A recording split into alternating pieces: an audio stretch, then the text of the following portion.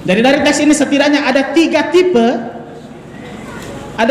tipe orang merayakan Natal, menyambut Yesus kalau kita bawa dalam konteks kita sekarang. Yang pertama tipe Herodes. Kita tahu Herodes ya. Herodes ketika mendengar kabar Yesus lahir, dia merasa terancam.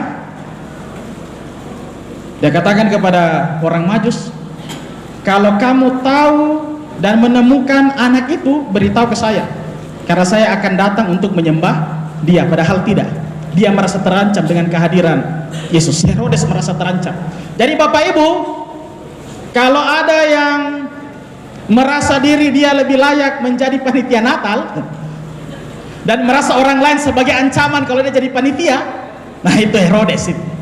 Tipe-tipe Herodes itu. Wah, saya kan lebih tinggi jabatannya daripada dia, kenapa dia jadi ketua panitia Natal? Nah ini ciri-ciri tipe Herodes ini kalau mereka Natal. Sepanjang perayaan Natal ada lomba-lomba. Kalau Bapak Ibu tidak damai sejahtera karena kelompoknya atau jemaatnya kalah, pulang hilang sukacitanya karena tidak juara satu, nah ini tipe Herodes. Karena Natal hanya dipakai untuk mencari pengaruh, popularitas. Nah Herodes seperti itu. Lalu apalagi cirinya Herodes? Herodes ini seperti punya karunia berbohong, karunia tipu-tipu. Dia katakan kepada orang Majus, kalau kau temukan anak itu, beritahu ke saya juga mau datang untuk menyembah dia. Padahal tidak kan? Ketika orang Majus tidak kembali, akhirnya Herodes membuat keputusan, semua anak-anak di Bethlehem umur 2 tahun ke bawah harus dibunuh. Karena Herodes merasa terancam.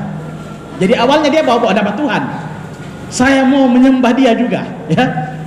Sepertinya dia rohani mau menyembah Yesus, tapi tidak, ya. Dia ciri pemimpin yang banyak tipu-tipunya, Herodes ini, ya. Ada seorang bapak, dia dekat dengan anak laki-lakinya, dia ini kepala desa.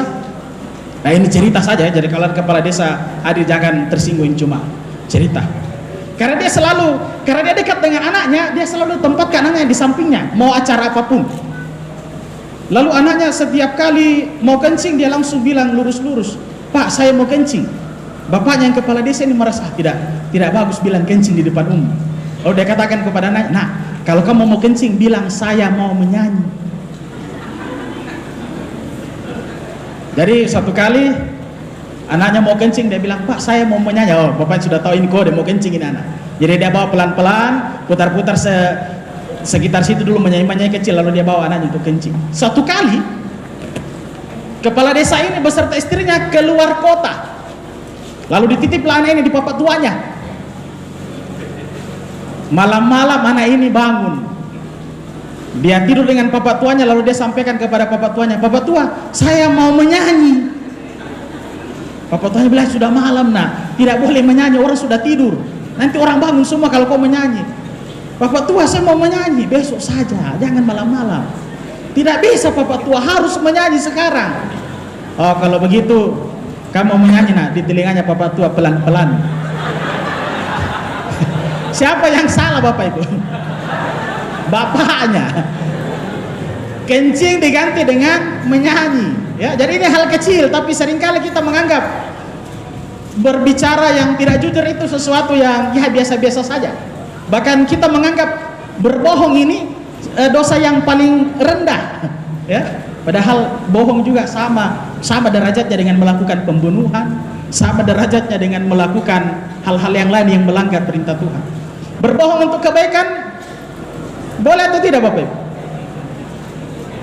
Tidak boleh. Ada istilah butuh ada di Mamasa ini. Saya pikir apa ini butuh ada? Pertama kali saya datang ke Mamasa, ternyata saya dapat pengertian, ternyata butuh ada ini berbohong untuk kebaikan. Tapi ini bahaya sekali Bapak Ibu, karena kita biasa berbohong, kita bilang butuh ada, tapi sebenarnya yang diuntungkan adalah diri sendiri, ya. Berbohong untuk kebaikan tapi saya untung, orang lain tidak untung, itu bukan butuh ada, itu betul-betul berbohong, ya. Seperti itu, ya. Jadi Bapak Ibu kira-kira yang mana masuk tipe Herodes ini? Yang cari popularitas dan kekuasaan. Kalau Bapak Ibu mendekati Natal cari dua hal ini, berarti Bapak Ibu masuk tipe Herodes. Nah tipe yang kedua, tipe imam kepala dan ahli-ahli Taurat.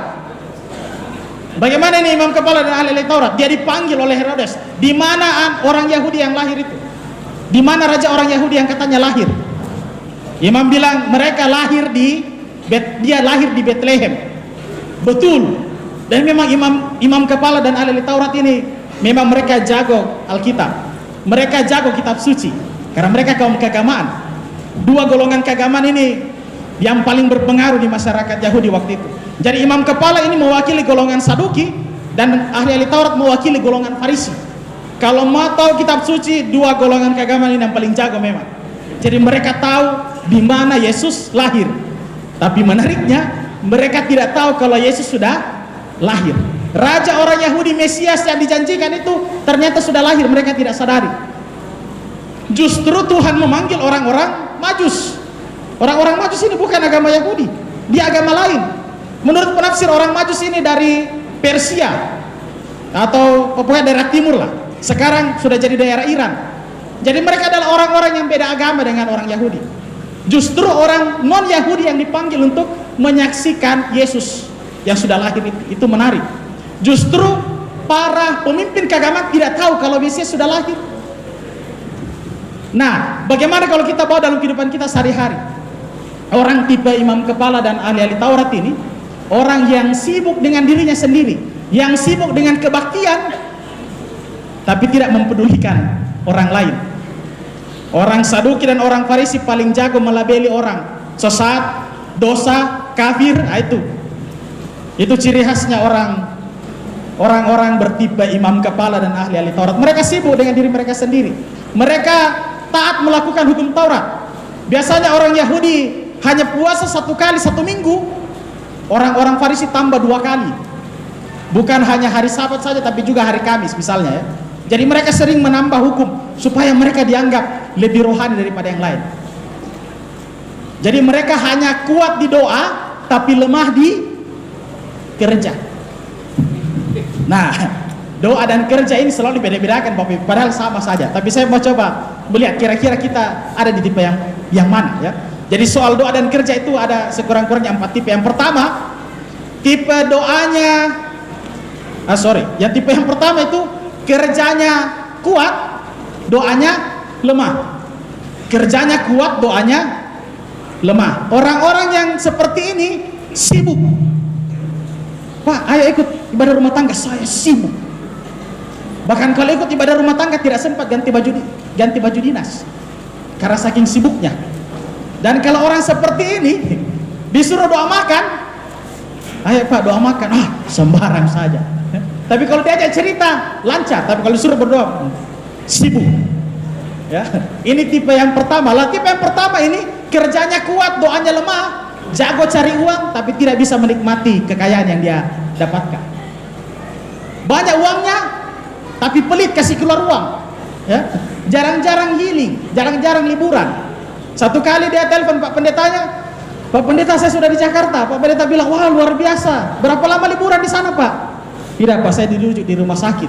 Sudah kanker stadium 4. Sekali keluar kota bukan untuk liburan tapi berobat ya.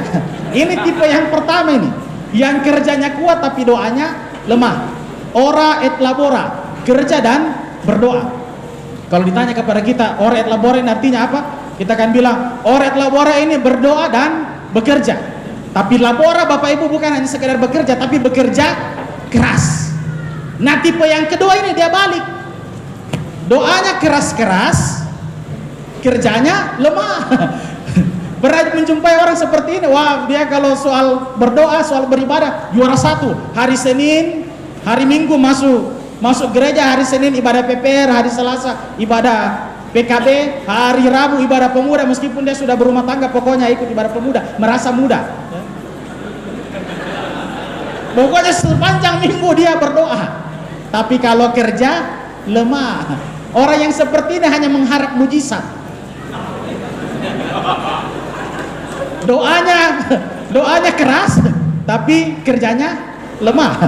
Ini bahaya. Ya, itu tipe yang kedua. Tipe yang ketiga, doanya lemah, kerjanya lemah. Ini tidak ada harapan ini. Ini cuma menghayal saja ini kerjanya. Kerjanya lemah, doanya apalagi.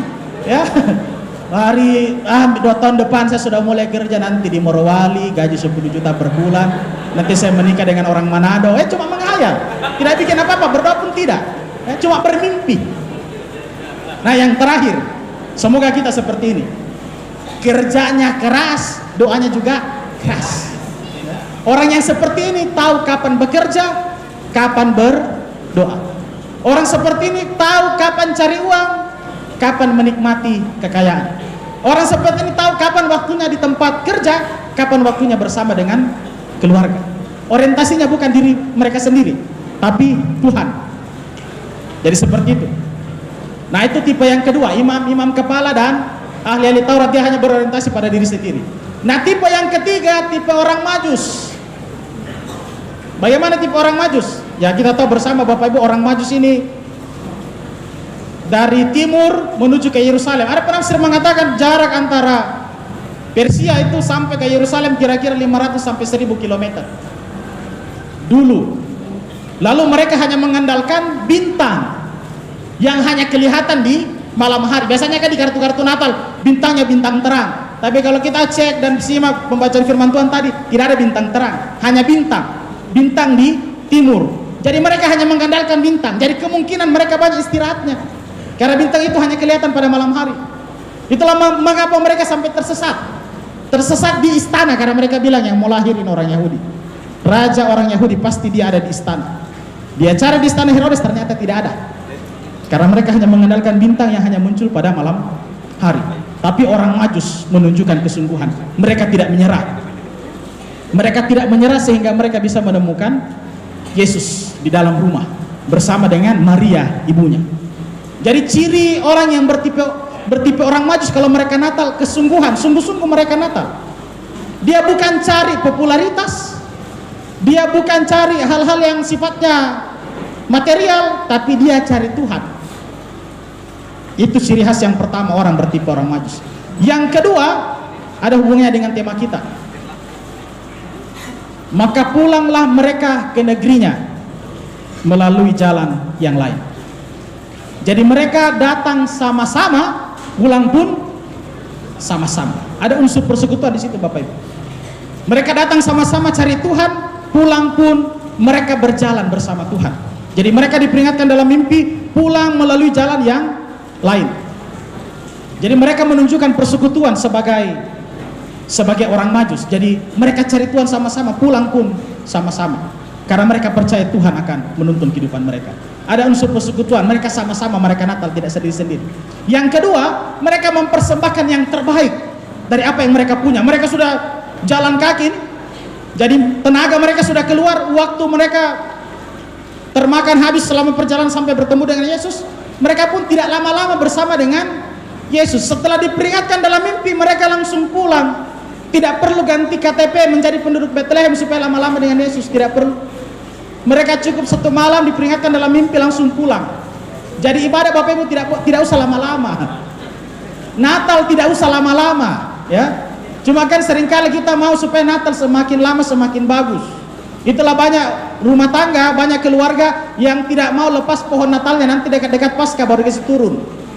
Lampu-lampu Natal nanti dikasih masuk dalam dibungkus kalau sudah dekat-dekat Paskah. Pokoknya sampai Januari, sampai Februari. Ya, karena kita tidak mau Natal cepat berlalu, tidak perlu lama-lama Natal, Bapak Ibu. Sama seperti orang Majus, mereka tidak perlu pakai lama. Diperingatkan dalam mimpi langsung pulang, ya. Lalu mereka mempersembahkan yang terbaik dari apa yang mereka miliki, waktu, tenaga, dan harta benda mereka. Emas, kemenyan, dan mur, itu yang terbaik yang mereka persembahkan. Bapak Ibu, kalau Tuhan kasih berkat 100.000, lalu kita bilang 10% untuk Tuhan.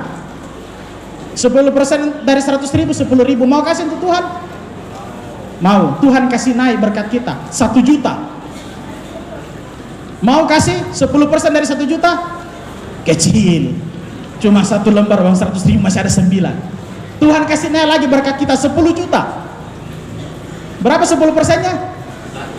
1 juta. Masih mau? Nah, sudah beragam ini, sudah beragam pendapat ini. Ya, 1 juta, kasih lah, ya, mungkin agak berat. Tuhan kasih lagi 100 juta. 100 juta, 10%-nya jadi 10 juta. Masih mau kasih? Lihat dulu lah, 10 juta. Tambah sedikit kasih keluar motor cash. Tambah sedikit iPhone 13 baru keluar ini. Tuhan pasti mengerti. Awalnya berniat memberi tapi pikir-pikir lagi. Tuhan pasti mengerti ini. Ya. Jadi orang Majus tidak pikir-pikir, sampai di rumah itu langsung mereka memberikan yang terbaik. Tidak perlu banyak pikir. Ya. Jadi seperti itu Bapak Ibu. Jadi kira-kira kita di tipe yang mana? Tipe Herodes, tipe imam kepala dan ahli-ahli Taurat, atau tipe orang-orang Majus? Semoga kita ada di tipe ketiga. Menyambut Yesus seperti orang Majus, memberikan yang terbaik, menunjukkan kesungguhan mencari Yesus, memelihara persekutuan, ya.